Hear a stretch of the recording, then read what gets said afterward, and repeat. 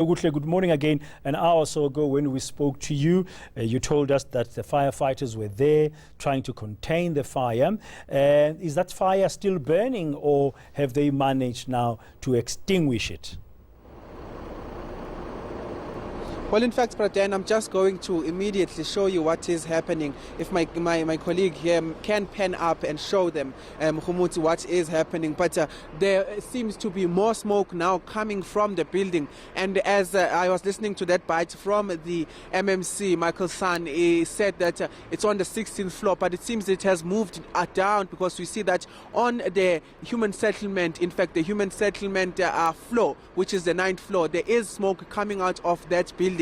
From the pictures you see and around the building. But we've been able to speak to the incident command unit, one of the representatives there, telling us that in fact what is happening now is that there isn't anyone in the building, including the firefighters. They are actually changing shifts, because the ones that were inside earlier this morning had spent about 12 hours trying to quell this fire or stop this fire. But at the moment we understand that they're waiting for that shift change to bring in fresh members of the fire department to actually try and stop this fire. But from what it seems, if Mohammed can actually show you, even from the other side, the side of the building, there is more smoke coming out of that building, and we are assuming at this point in time, as the visuals you see there, that the smoke, the fire is spreading to other floors, because even the human department that wasn't affected, the human settlement department that wasn't affected yesterday, we see that there is now smoke coming out of the windows from those floors. Now, Lindo, like the other debate has been about the readiness of firefighters, whether they actually have resources, like you heard Michael San say earlier. Does it look like they have what it takes today to deal with this fire, which now seems to be spreading? Well, what I can tell you is that on the scene there is about 5 to 6 fire engines at this stage. But in terms of looking at the personnel, there's not really many people in this area. And as I understand it, the fire has spread around the building. So if you look at the size of the building, it seems that the capacity of the firefighters, I think, speaking volume to what Michael San was saying, the MMC, there isn't enough, I think, firefighters on the scene. But what we have been told is that they will be coming up with strategies to fight the fire and actually avoid any more casualties at this stage. So they are waiting for those fresh members from the fire department to actually now go in and try to continue with what with the work that those who were in the building for 12 hours now, we understand, have left it off. But it seems that the fire is continuing, because we're seeing a lot of fumes coming out of the windows, and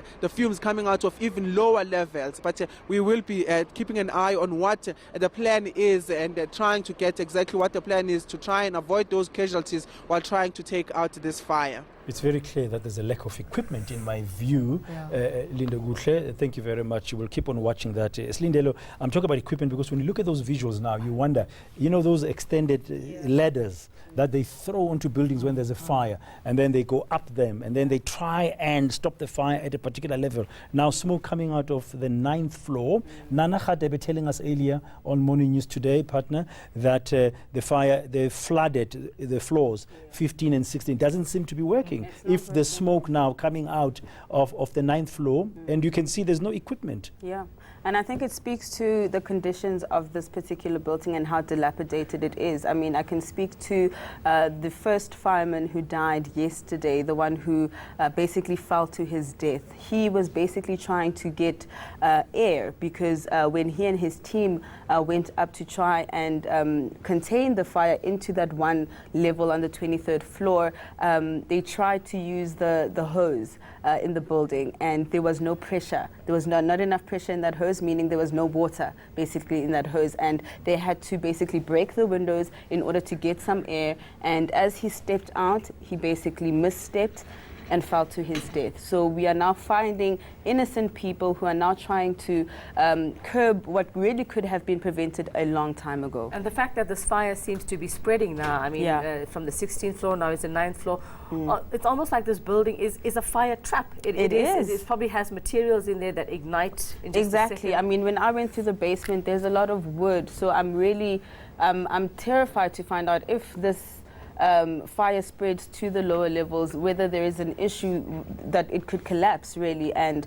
I mean, the surrounding buildings there and the people in those buildings, I think should really be cautious at this stage.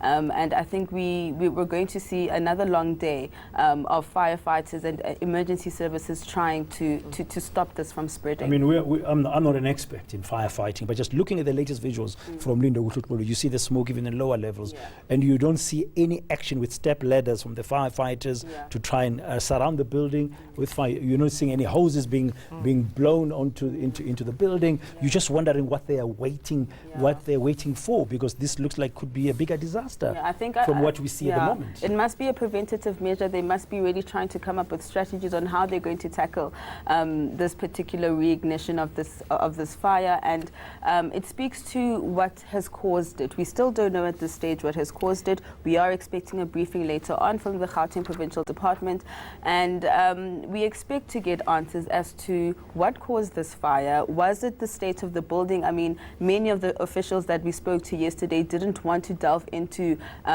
what has caused the fire. We know from EMS services that it could and may have been an electrical fault. Speaking to that, the wiring in this building was also not good, and the fact that it started on the 23rd floor, we don't know whether that's been a blessing or whether that's been a curse, because if it had started on the lower levels, I think we would have a very different situation. On the mere fact that there are thousands of people that work in this particular building, and I know from the staff, speaking to them, they said that when they were being evacuated, people were being pushed downstairs because they are in a panic. We know that counselling services have been activated by the city of Joburg. And trade union Dinosa was saying we don't even know if there was foul play, because on the 23rd floor there was a legal department, and apparently they've been seized with some corruption allegations. Now Dinosa calling for heads to roll. Very strong statement from them this morning. I think so. I think it's justified, seemingly stating that they are in possession of minutes dating back to 2012, stating that they've been raising this issue of this particular building on numerous occasions. And the undertaking from Denosa saying just a meeting last week, Friday, a multilateral meeting, where they were told that the political principals have taken a decision that nobody was going to be moved and that renovations were going to take place. And yet we have the Premier saying yesterday we were going to do this in phases. Exactly. So a lot of mixed messaging coming from the department. I don't know if they're trying to pass blame, but somebody has to account, and I think we expect to find that out a bit later today. We're going to have to ask the tough questions, really, to say how could you not, according to the minutes that you've seen from Denosa, and Mr. Gada mentioning them here earlier on Morning News today, they were saying, no, nobody's moving. But there are 7 other buildings, we understand, 7 other buildings in Joburg that the provincial government is occupying, which are also said not to be compliant with occupational health and safety standards. Yes, and the Premier yesterday saying that staff in those buildings were also going to be expected not to come to work and be working remotely. So I think this really puts a tailspin as to how government is going to operate for the next couple of months. We don't know from where and what's been lost how in these buildings, and also. what has been lost. I mean, we've got health, details, culture, and human settlements in this particular building, and it's on fire. And David Makura's office as well had a fire incident recently. Yes. I mean, just thinking here, I'm just as a resident, and I'm thinking, is there a laissez-faire kind of attitude to occupational health and safety? How can we have 8 government buildings plus the Premier's office having situations of hazardous fire and meeting after meeting, according to what Dinosa has told us, no, we're not going to do anything, we're going to do things in phases. Exactly. I mean, there are people's lives at stake here. At risk. And I know in particular with the prohibition notice that was issued by the Department of Labour last year, only speaking about a certain number of levels, I had actually called the people that had issued that notice, and I said, you guys issued this notice, are you following up? Why are people still being allowed to work in an inhabitable building? And they said no, work was done on the building, and it was only a few levels, and so those